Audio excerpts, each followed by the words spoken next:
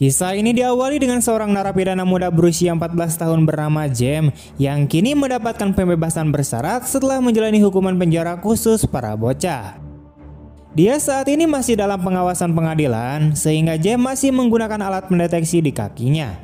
Sementara itu, ibunya yang bernama Tracy ingin putranya dapat kembali bersekolah dan mendaftarkannya ke SMA terdekat. Sayangnya, sekolah menolaknya karena James ini memiliki terlalu banyak catatan kriminal. Ditambah lagi, dalam salah satu kasusnya, James pernah melakukan perampokan dan penyerangan yang membahayakan nyawa seseorang. Mendengar hal itu, Tracy pun sangat kecewa, padahal James ini telah melakukan tes psikologi yang menyatakan bahwa ia bisa kembali bersekolah. Meski begitu, pihak sekolah tetap pada keputusannya dan menyarankan agar James mendaftar di sekolah lain. James pun merasa sangat kecewa dan muak dengan lingkungan di sekitarnya yang seolah tidak menerima dirinya. Meski bebas, ia tetap menjaga perilakunya dan tetap berada di rumah. Sebagai ibu yang baik, Tracy berusaha menenangkannya dan memberikan harapan bahwa kelak pasti ada sekolah lain yang mau menerima James. I've heard bullshit like that woman said my whole. Whatever. See, out of trouble, you gotta let the lawyer do his job. Selain tidak mempunyai teman, detektor di kakinya juga menjadi masalah besar yang membuatnya tidak bisa berkelana terlalu jauh. Suatu malam, James kehabisan susu dan harus pergi ke toko terdekat untuk membelinya. James harus kembali sebelum jam 8 atau detektor di kakinya akan mengirimkan alarm kepada petugas pengadilan. Saat sedang berbelanja, tiba-tiba James terlibat dalam pencurian yang dilakukan oleh orang iseng. Bukannya menghindarinya, James justru merasa senang dan ikut bersama mereka.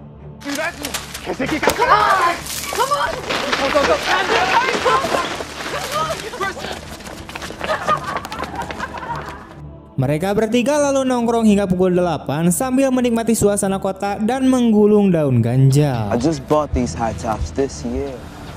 What are you talking about? Yeah, my mom found in my sock drawer and free, so I got 15. I gotta go. Oh, no. Pertemuan mereka kemudian berlanjut hingga keesokan harinya. James diajak pergi ke rumah Cynthia, yaitu teman baru Crystal. Karena tidak ada orang tua Cynthia, Crystal kemudian berkeliling dan main-main di rumah, termasuk meminum minuman keras yang mahal.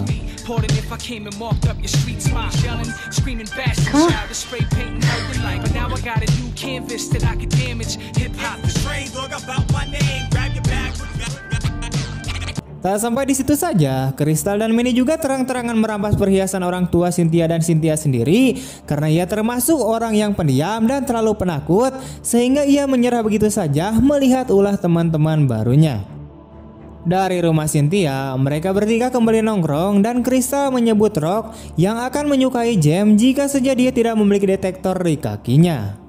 Banyak yang menjelaskan bahwa Rock adalah seorang pengedar narkoba yang menguasai wilayah tersebut dan mereka berdua bekerja sebagai kurir untuknya. Belakangan, sesampainya di rumah, James lupa membuang botol minuman yang disimpan di jaketnya dan botol itu ditemukan oleh ibunya. James, you know what? So tell me, what is this? Did you have people over? Were you drinking alcohol? And we are so close! You know, I wouldn't even go back to that fucking... Tracy pun sangat marah mengetahui hal itu dan kecewa karena selama ini ia telah berusaha semaksimal mungkin agar James terhindar dari masalah dan bisa hidup normal seperti anak-anak lainnya. James sendiri juga marah karena yakin tidak akan ada lagi sekolah yang mau menerimanya. Selain itu, lingkungan juga akan memandangnya dengan sebelah mata. James lelah berbuat baik karena kenyataannya catatan kriminalnya akan melekat dalam hidupnya seumur hidupnya. Di sisi itu, James bosan dengan semua rutinitas yang membosankan dan kali ini dia ingin melakukan apapun yang dia mau.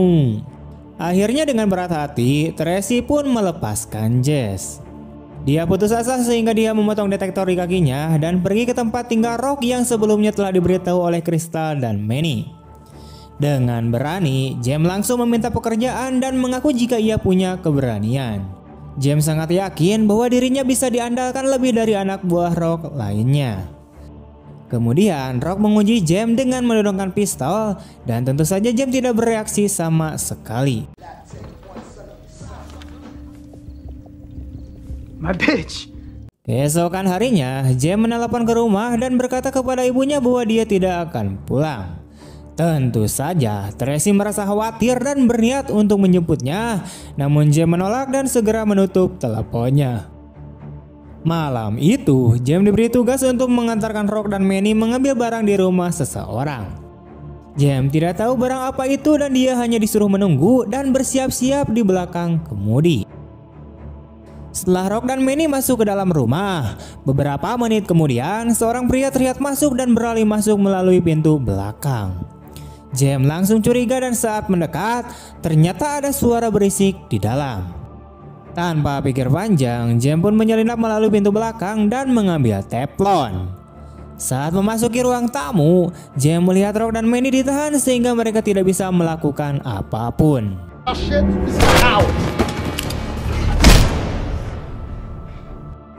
James langsung memukuli pria tersebut dengan teflon sehingga Rock mempunyai kesempatan untuk membalas.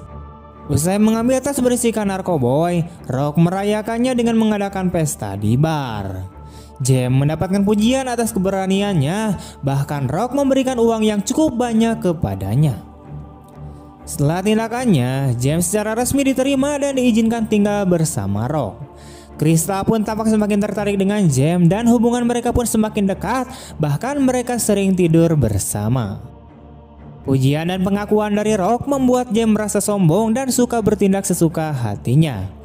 Terbukti saat mengantarkan barang, James mengendarai mobil dengan kecepatan tinggi dan tentunya hal tersebut dapat menarik perhatian polisi, di mana pada akhirnya mereka kedapatan membawa narkoboy. Crystal tidak ingin kesombongan James menjadi bencana. Tapi James tidak peduli dan dia sangat yakin tidak akan ada yang bisa menghentikan perbuatannya. Jadi itulah rutinitas James. Dia menunggu perintah dari Rock untuk mengantarkan barang atau menemaninya saat dia pergi untuk menyelesaikan masalah. Suatu hari, James diberikan tugas untuk mengumpulkan uang penjualan narkoboy dari salah satu pemilik bar. Bersama temannya yang bernama Draw, James masuk dan langsung meminta uang. Sayangnya, pemilik bar tersebut menolak karena James dianggap sebagai anak yang hanya ingin bermain perampokan. Merasa terhina, James menjadi marah dan menurunkan pistolnya. Bahkan ia juga melakukan gertakan dengan menembakkan peluru. Saat itulah dua orang datang secara tak terduga. Rock. The f*** you are. Actually, let's do it exactly this way. James, let's just Pick it up! Is this a fucking game of cops and robbers? stop screaming!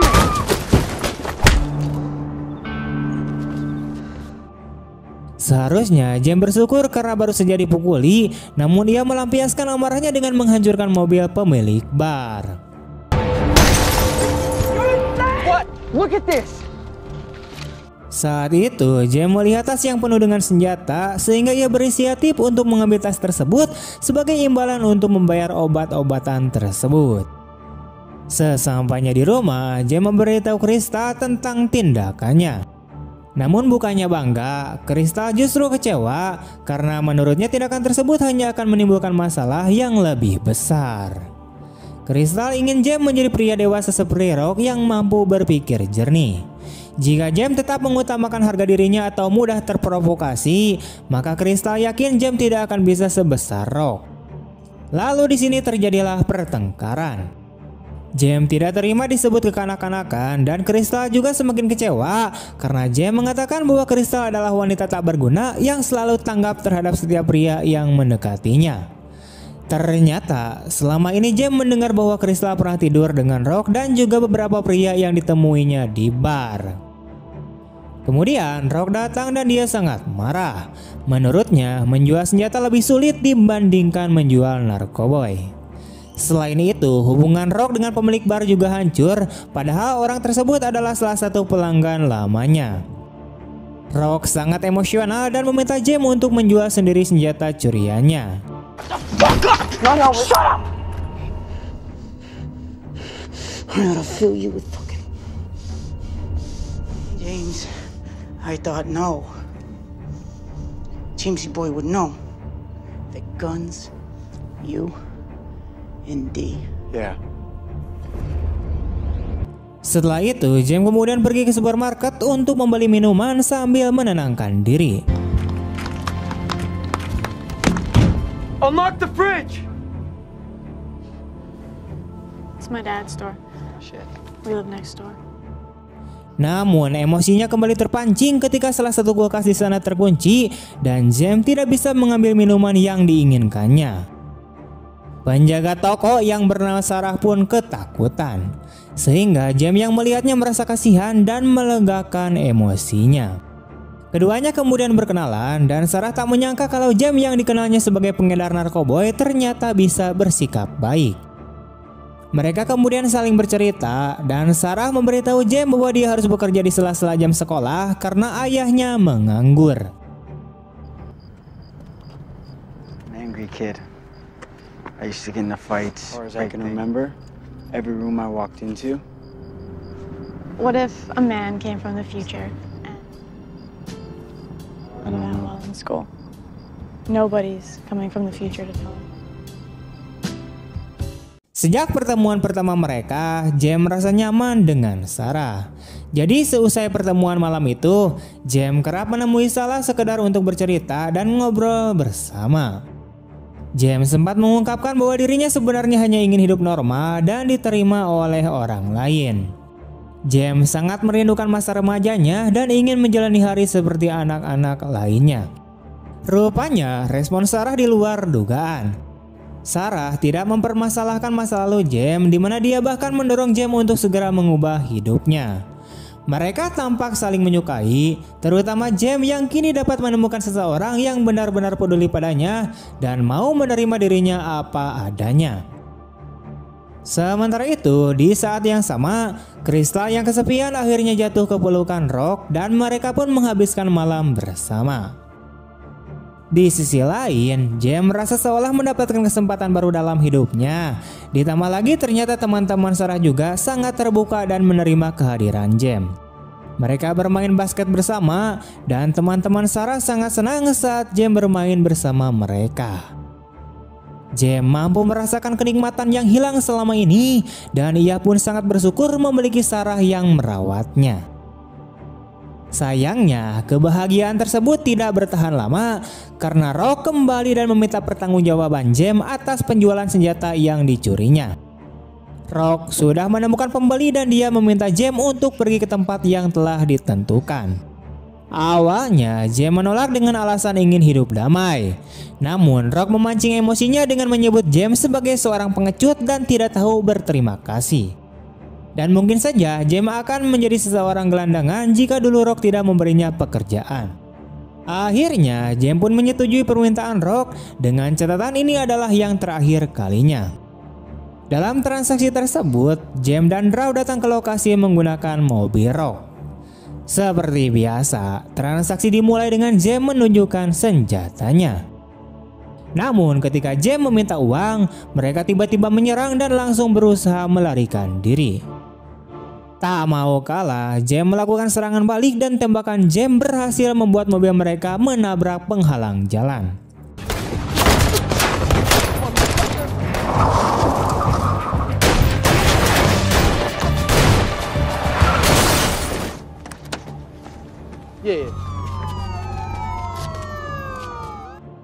Sayangnya, James gagal mengambil kembali senjatanya karena tiba-tiba terdengar suara sirene polisi dan suaranya semakin dekat. Di dekat rumah Rock sudah banyak polisi dan mereka mengamankan Rock dan Crystal. James segera berlari menemui Sarah dan memintanya untuk mengungsi ke kota lain. Tentu saja Sarah pun menolaknya, di mana Sarah tak ingin meninggalkan kehidupannya, apalagi orang tuanya masih membutuhkan kehadirannya. Sarah terpaksa menolak dan membiarkan James pergi dan meninggalkannya. James yang kebingungan memilih pulang ke rumahnya dan saat itu ibunya sedang tidak ada di rumah. James ingin menemui adiknya dan ibunya, namun sayangnya ia tidak sempat karena polisi datang terburu-buru dan langsung menangkapnya. Get on the ground now!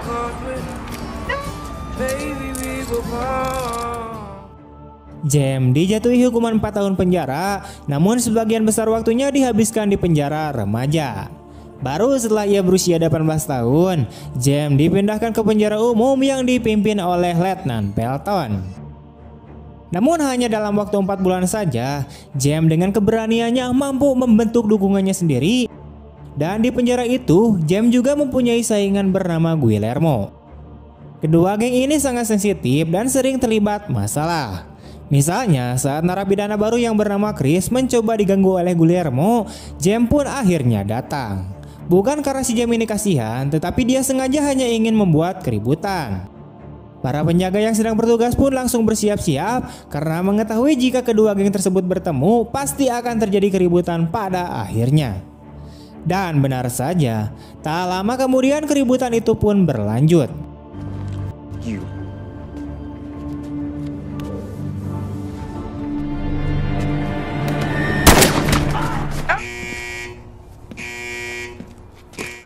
I don't know, maybe you're trying to prove yourself. And who the fuck are you? Chris Cesario. Saat para tahanan sedang mandi, Guillermo berniat menikam James. Tapi untungnya Chris sadar dan langsung memberitahu James.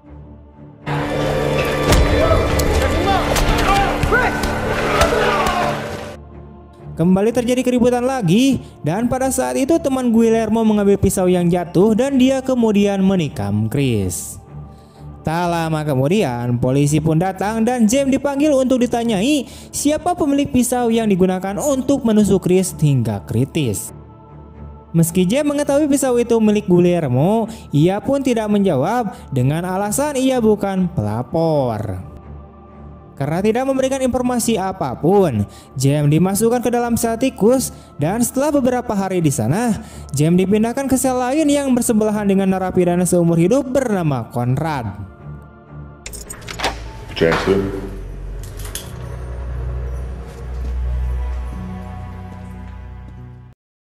Suatu malam, James terbangun dan meminta sebuah buku kepada Conrad, namun Conrad menolak dan mengabaikan James. Ketika James berkumpul di lapangan bersama teman-temannya, dia bertanya kepada teman-temannya siapa itu Conrad. Teman-temannya kemudian menjelaskan bahwa Conrad adalah seorang tahanan yang telah membunuh 5 orang di luar dan 2 orang di penjara. Merasa penasaran, James kemudian mencoba mendekatinya dengan menanyakan buku yang sedang dibacanya. Meskipun Conrad terlihat cuek, dia pun menjawab pertanyaan James. Kemudian James melanjutkan percakapannya dengan mengatakan bahwa dia berencana menyerang Guillermo. Conrad pun menanggapinya dengan senyuman sambil mengingatkan James bahwa tindakannya hanya akan membuat James menyesal di kemudian hari. Suatu hari, ibu James datang berkunjung dan Tracy bercerita banyak tentang kesibukannya, termasuk kabar baik bahwa adik James sangat merindukannya. Tracy mengingatkan James untuk mengubah sikapnya agar ketika ada sidang pemeriksaan, James bisa mendapatkan remisi dan bisa bebas saat Natal. Make good. God, tree. When was the last time you got a tree? I'm getting you a kick-ass present. Sorry, bud. Things are gonna get better. Setelah ibunya menjenguknya, James sering melamun dan mengingat kembali kesalahannya. Ia mulai merasa menyesal dan ia menuangkan semua perasaannya ke dalam selembar kertas. James juga banyak menulis puisi tentang kisah hidupnya. Conrad yang membacanya sangat mendukung agar James terus menulis. Portuguese. Those little bananas, right? Don't matter about what. Block it out. Setiap malam, James terus menulis kata-kata dan Conrad yang mendengarnya pun merasa yakin bahwa James mempunyai sisi baik yang tidak semua orang mengetahuinya. Setelah kesehatannya pulih, Chris kembali dan James segera meminta maaf karena telah melibatkannya dalam perkelahian. Chris lalu bercerita pada James bahwa setiap minggu ibunya selalu datang dan membuat Chris bertahan hingga saat ini. James kemudian menyarankan agar Chris menjauhi masalah agar pada sidang pemeriksaan nanti Chris bisa mendapatkan remisi atau mungkin bisa dibebaskan. Visitors that would come and read to us, administration. You can't do that.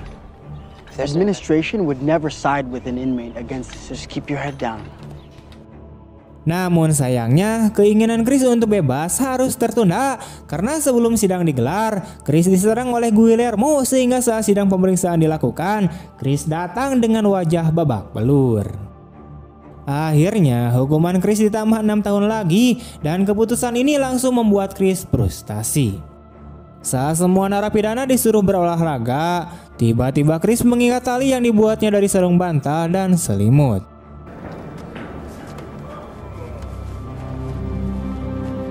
Hey, yo, check him out. Check him out. You little whore, you better jump because I'm gonna make you wish you had. Melihat Chris hendak bundir, sebagian besar narapidana di sana langsung berteriak agar Chris segera melompat. Para petugas mulai panik, termasuk Jem yang terus berteriak memanggil Chris untuk mematahkan semangatnya.